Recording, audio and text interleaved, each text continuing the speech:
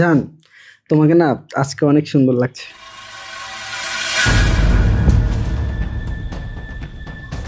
জিসান, কাজের মেয়ে শিখাকে কোথাও দেখছো তুমি? ভাবনা, তুমিও না কি যে বলো আমি কিছুই বুঝি না। আমি কাজের মেয়েকে কিভাবে দেখবো বলো? আমি তো এখানে শুয়ে আছি। দেখো আজকে আমার অফ ডে না, আজকে আমাকে একটু ঘুমাতে দাও। এইভাবে বিরক্ত করো না। দেখো হয়তো বা কাজের মেয়েটা কোথাও গিয়েছে, একটু পরে চলে আসবে। যাও ভালো করে খুঁজে দেখো, আমাকে ঘুমাতে দাও। আরে ওরে তো আমি কোথাও পাঠাই নাই, ও কোথায় যাবে না বলে? ওরা সকাল থেকে দেখছি না, বাসার কোথাও নেই, সব জায়গায় খুঁজলাম। আরে ভাবনা, ওর হয়তো বা কোনো পার্সোনাল কাজ আছে, সেই জন্য হয়তো বা বাইরে গেছে, একটু পরে চলে আসবে। তুমি যাও, এত টেনশন করো না। আমার না মাথাটা অনেক ব্যথা করতেছে, আমি একটু রেস্ট নিবো, একটু ঘুমাবো। যাও। আচ্ছা ঠিক আছে, তুমি তাহলে ঘুমাও, আমি দেখিও কোথায় গেছে। জিসান, তুমি বললা শিখাকে তুমি দেখো নাই, তাহলে আমাদের রুমে শিখার জুতা কেন? ভাবনা, আমার মনে হয় কি ও হয়তো বা রুমে আসছিল, রুম পারো পরিষ্কার করেছে, ঝাড়ু দিয়েছে, আর খাটে হয়তো বা উঠে খাট পরিষ্কার করেছে, ভুলে হয়তো বা জুতাটা এখানে রেখে গেছে। তুমি যাও তো ভাবনা, এত টেনশন করো না, ও চলে আসবে। আর আমি তো তোমাকে বললাম আমার মাথাটা অনেক ব্যথা করতেছে, আমি একটু রেস্ট নিব। যাও। জুতা ছাড়া বাইরে চলে গেছে? আচ্ছা ঠিক আছে, তুমি ঘুমাও। ম্যাডাম, ম্যাডাম, স্যার আপনাকে যা বলছে সব কিছু মিথ্যা কথা। যা বলছে সব মিথ্যা মানে? কি মিথ্যা বলছে? আসলে স্যার শিখা করেছে সব জানে। শিখায় নিয়ে স্যার রুমে শুয়ে রয়েছে। ছোট লোকের বাচ্চা, তোর এত বড় স্পর্ধা, তুই আমার হাজবেন্ডের চরিত্র নিয়ে কথা বলিস?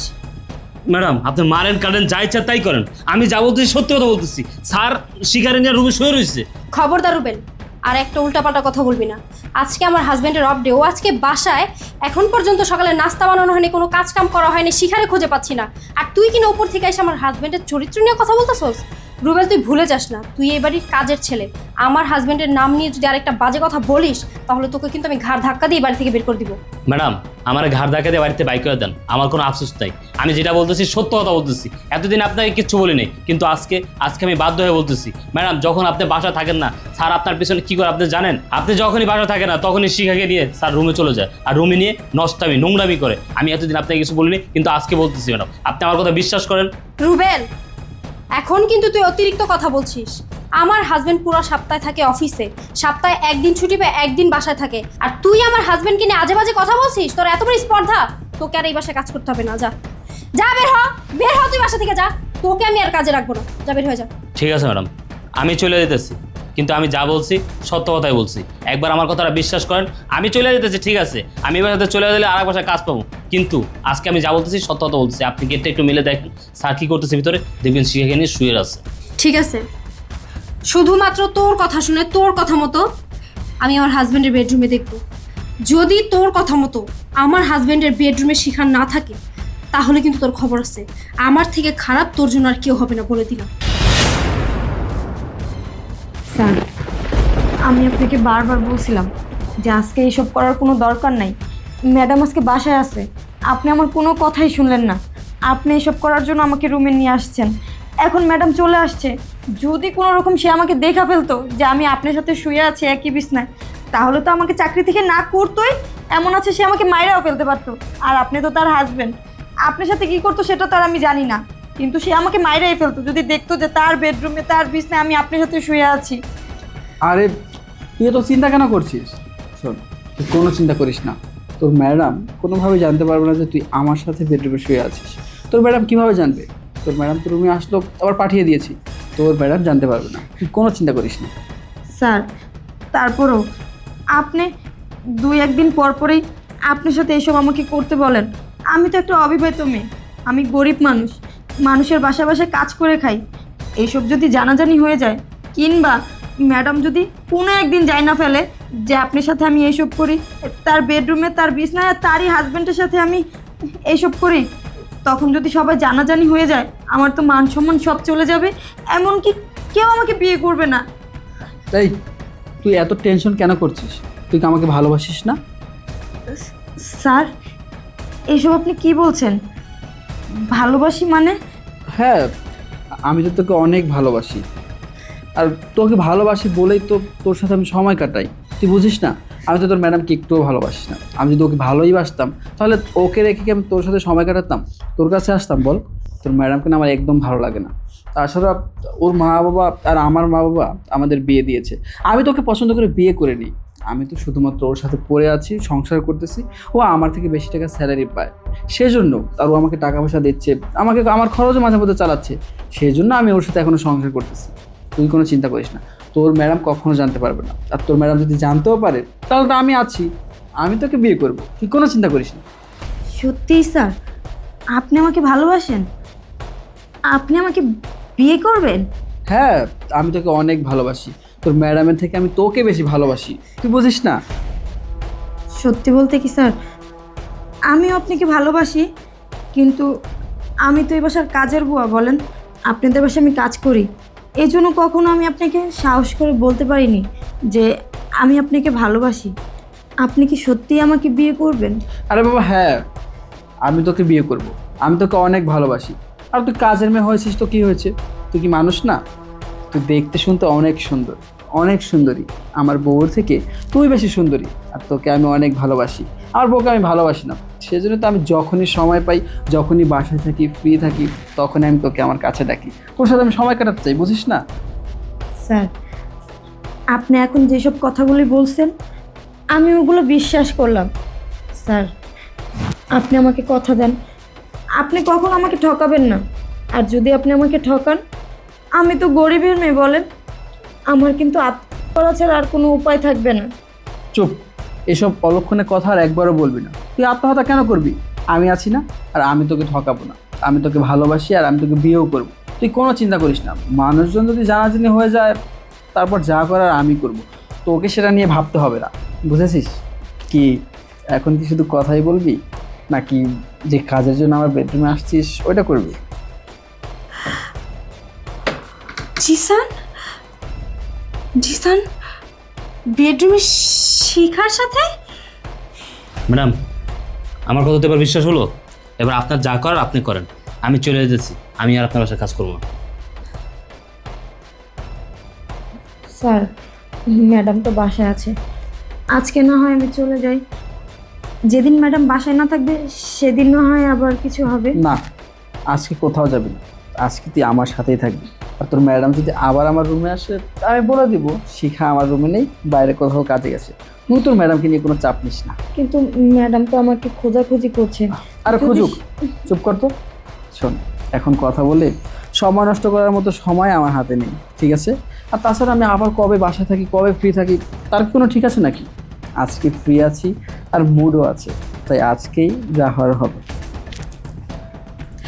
জিসান, ভাবনা, তুমি? হ্যাঁ আমি। ছি ছি জিসান, তোমার চরিত্র এত খারাপ, তুমি এতটা নীচ, শেষ পর্যন্ত কি এই কাজের মেয়ের সাথে তুমি সম্পর্কে জড়াইছো?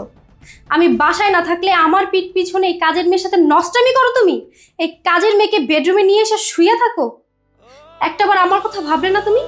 আমি যখন জানতে পারবো যে এই কাজের মেয়ের সাথে তোমার সম্পর্ক, এই কাজের মেয়ের সাথে তুমি দিনের পর দিন নষ্টামি করতেছো, তখন আমি কতটা কষ্ট পাবো?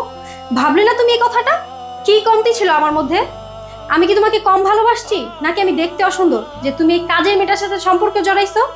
আমার হক তুমি এই কাজের মেয়েটাকে দিছো। কি করে তুমি এত বড় একটা জঘন্য কাজ করতে পারলে জি স্যার? আর শিখা, তুই তুই কিভাবে পারলে এই কাজটা করতে? তুই তো রাস্তায় রাস্তায় ঘুরতি কাজের অভাবে, ঠিক মতো খাবারও খেতে পারতি না। আমি তোকে আমার বাসায় নিয়ে আসলাম, কাজ দিলাম, 3 বেলা খেতে দিলাম, আর তুই কিনা আমার হাজবেন্ডের সাথে সম্পর্কে জড়াইছস, দিনের পর দিন আমার অগোচরে নষ্টামি করতেছস, আমার বেডরুমে আমার হাজবেন্ডের সাথে এসে শুয়ে থাকিস। সেজন্য তোদের মতো ছোট লোক ফকিনীদেরকে না বিশ্বাস করতে নাই। আমি তোকে বিশ্বাস করে ভালোবেসে রাস্তা থেকে তুলে নিয়ে এসে আমার বাসায় কাজ দিচ্ছি তোকে, আমি 3 বেলা খেতে দিচ্ছি তোকে, আর তুই আমার সংসারটা ভাঙতে চাচ্ছিস, আমার জায়গা নিতে চাচ্ছিস। তোর মতো কাজের মেয়ে না আমার দরকার নেই।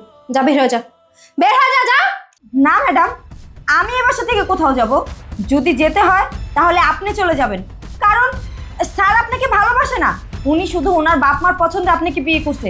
স্যার তো আমাকে ভালোবাসে, আর সে বলেছে আপনাকে ডিভোর্স দিয়ে সে আমাকে বিয়ে করবে। তাহলে কেন আমি এ বাসা থেকে চলে যাব? যদি চলেই যেতে হয় তাহলে আপনি এ বাসা থেকে চলে যাবেন, আমি না। এই, তুই এসব কি বলছিস? আমি তোকে বিয়ে করবো মানে? অসম্ভব, আমি তোকে বিয়ে করতে পারবো না। আর আমি তোকে কখন বললাম যে আমি তোকে ভালোবাসি, আমি তোকে বিয়ে করব, তোর ম্যাডামকে ডিভোর্স দিয়ে দিব। দেখ এসব উল্টাপাল্টা কথা বলিস না, তুই এখান থেকে যা, বের হ আমাদের বাসা থেকে। এখান থেকে চলে যাব মানে? স্যার আপনি এগুলো কি বলছেন? আপনি তো একটু আগে আমাকে বললেন যে আপনি আমাকে অনেক ভালোবাসেন, আপনি আমাকে বিয়ে করবেন। আপনি ম্যাডামকে পছন্দও করেন না, তাকে ভালোবাসেন না, আর এখন এখন আপনি আমাকে ঠকাচ্ছেন। ম্যাডামের সামনে আপনি আমাকে মিথ্যা কথা বলছেন। ও, আমি তো গরিব ঘরের মেয়ে, তাই না? এই চুপ কর তো, মিথ্যে কথা বলছিস কেন? ভাবনা, তুমি ওর কোনো কথা বিশ্বাস করো না, ও মিথ্যে কথা বলতেছে। ও তো গরিব ছোট লোক, আমাদের বাসায় সামনে একজন কাজের মেয়ে। আমি নাকি ওকে ভালোবাসি, আমি নাকি ওকে বিয়ে করতে চেয়েছি। তুমি ওর কথা বিশ্বাস করো না, ও সব মিথ্যে কথা বলতেছে। এই তুই এসব মিথ্যে কথা কেন বলছিস? হ্যাঁ, আর তুই কি বললি? আমি তোকে বিয়ে করব? আমি তোকে কখন বলেছি আমি তোকে বিয়ে করব? তুই ভাবলি কিভাবে যে তোর মতো একটা ছোট লোক ফকিন্নি কাজের মেয়েকে আমি বিয়ে করব? অসম্ভব, আমি তোকে কখনো বিয়ে করতে পারবো না। তোর ম্যাডাম যা বলেছে তুই তাই কর। তুই এখন এই মুহূর্তে আমাদের বাসা থেকে বেরিয়ে যা। আপনি তো আমাকে একটু আগেই বললেন যে ম্যাডাম অনেক টাকা ইনকাম করেন, তার জন্য ম্যাডামকে এই বাসায় রেখেছেন। আপনি আমাকে ভালোবাসেন, ম্যাডামকে ডিভোর্স দিয়ে আপনি আমাকে বিয়ে করবেন। আর এখন আপনি কি বলতেছেন? আপনি আমাকে ভালোবাসেন না, আমি কাজের মেয়ে, গরিব ঘরের মেয়ে, তাই? তাই একদম চুপ। এইসব ন্যাকামি নাটক অন্য জায়গায় গিয়ে কর, তোর এসব ন্যাকামি নাটক এখানে চলবে না। আর এসব মিথ্যা কথা বলেও কোনো লাভ নেই। আমি তো তোকে কখনো এসব কথা বলিনি। আর তাছাড়া আমি তোকে কেন ভালোবাসতে যাবো? আমার ঘরে এত সুন্দরী বউ আছে, আমি তাকে রেখে তোকে বিয়ে করব, তোকে ভালোবাসবো? অসম্ভব, আমি তোকে ভালোবাসি না, আর আমি তোকে বিয়েও করবো না। তুই এই মুহূর্তে আমার বাসা থেকে বের হ, তা না হলে কিন্তু আমি আজকে তোকে ঘাড় ধাক্কা দিয়ে আমাদের বাসা থেকে বের করে দিব। চুপ করো জিসান, তোমাকে আর শাক দিয়ে মাছ ঢাকতে হবে না। যা দেখার আমি নিজের চোখেই দেখেছি, আর যা শোনার নিজের কানেই শুনেছি। শিখা কেন এই বাসা থেকে বের হবে? ও এই বাসা থেকে বের হবে না। যদি এই বাসা থেকে কাউকে বের হইতে হয় তাহলে আমি বের হব, কারণ এই বাসায় আমার আর প্রয়োজন নেই। আমি কেন থাকবো এই বাসায়? কিসের জন্য থাকবো? কিসের আশায় থাকবো? তুমি তো নিজের মুখেই বলছো তুমি আমাকে ভালোবাসো না। তুমি এই কাজের মেয়ে শিখাকে ভালোবাসো।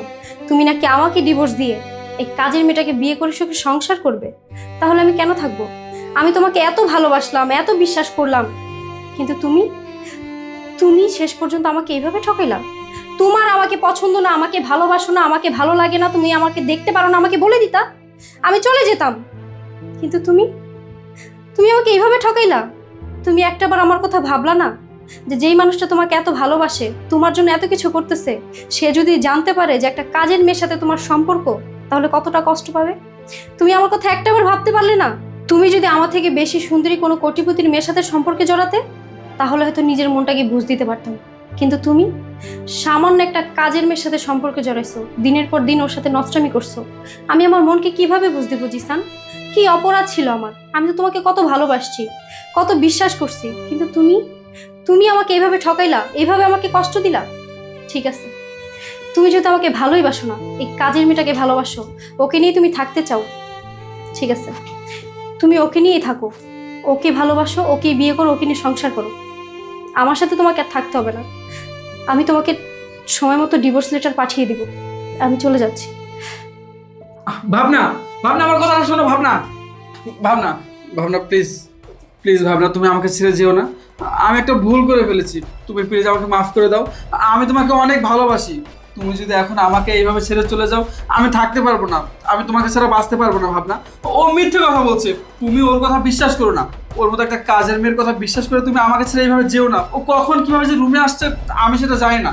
দেখো ভাবনা, আমার ভুল হয়ে গেছে, তুমি প্লিজ আমাকে মাফ করে দাও, আমাকে একটা সুযোগ দাও।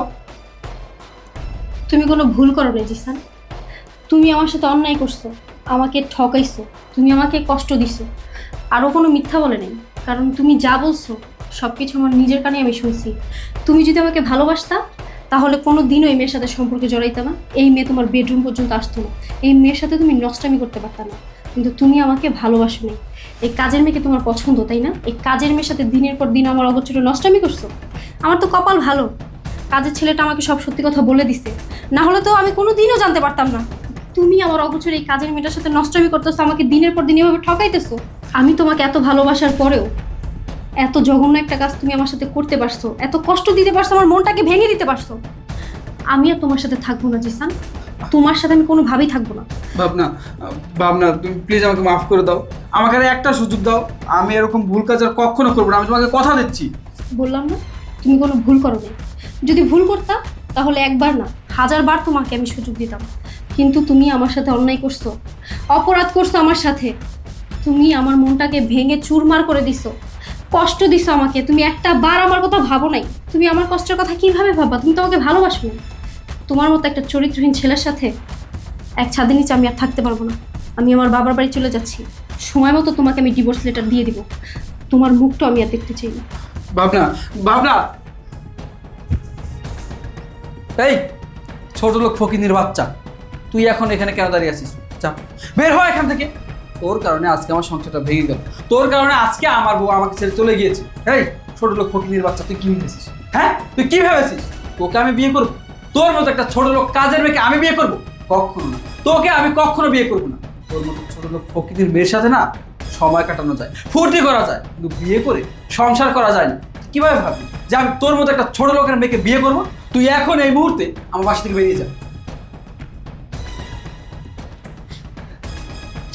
স্যার, আপনি তো বলেছিলেন আপনি আমাকে ভালোবাসেন, আপনি আমাকে বিয়ে করবেন, আর এখন এই বাসা থেকে আমাকে বের করে দিচ্ছেন। আপনি তো ভালো করে জানেন আমার যাওয়ার কোনো জায়গা নেই, আর তাছাড়া আমি অবিবাহিত। এখন আমি কোথায় যাব, কার কাছে যাব, কে আমাকে বিয়ে করবে বলেন? তাই তোর এসব নাটক দেখার সময় আমার হাতে নেই। তোর কারণে আমার সংসার ভেঙে গেছে, আর তুই এখন কোথায় যাবি না যাবি সেটা আমি জানি না। তুই রাস্তার মেয়ে, রাস্তায় থাকবি। তোকে কে বিয়ে করলো না করলো তাতে আমার কিচ্ছু আসে যায় না, আর আমি তোকে ভালোবাসি না। যা বের হ, বের হ আমার বাসা থেকে। ও, এখন সব দোষ আমার? আমার জন্য আপনার বউ চলে গেছে, আপনার সংসার নষ্ট হয়ে গেছে, আর আপনার জন্য যে আমার জীবনটা নষ্ট হয়ে গেছে। শুনেন স্যার, আমি না আপনাকে অভিশাপ দিলাম, কোনোদিনও আপনি ভালো থাকতে পারবেন না, কোনোদিনও আপনি সুখী হবেন না। আল্লাহ আপনার বিচার করবে। তোর মতো ছোট লোক ফকিনের অভিশাপে আমার কিচ্ছু হবে না। এই তোকে না আমি এখান থেকে বেরিয়ে যেতে বলেছি, তারপরও কেন এখানে দাঁড়িয়ে দাঁড়িয়ে বকবক করছিস? যা বের হ আমার চোখের সামনে থেকে, যা, চল।